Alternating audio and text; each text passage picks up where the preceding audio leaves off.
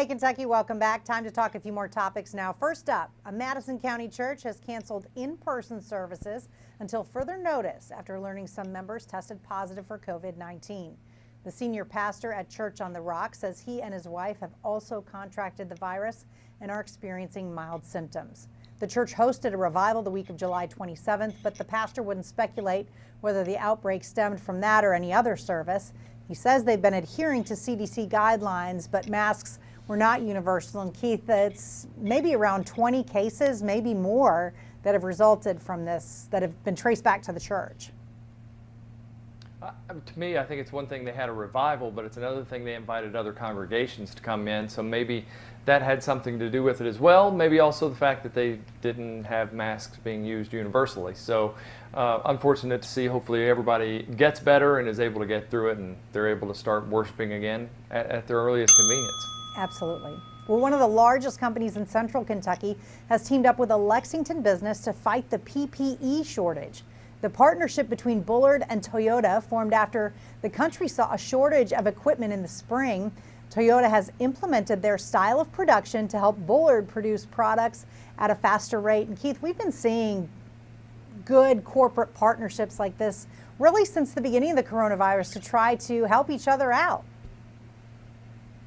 Yeah, it kind of reminds you of those, that are in the bourbon industry, because when one of them has a problem, we've seen them have fires and such like that. The others chip in and help out, even though they're kind of competitors, but they want to help each other and make sure that the industry does well. So it's neat to see Toyota, because I thought they were very well prepared for going back to work with everything they put in place. So good to see them helping out there. Absolutely. Well, it seems many Kentuckians are struggling to follow the so-called 30% rule, spending only that much of their monthly income on rent.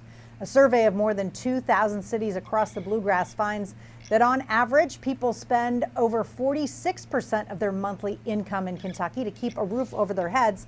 And Keith, that has to be because rent is crazy. To live in an apartment, I just can't believe how much that costs now.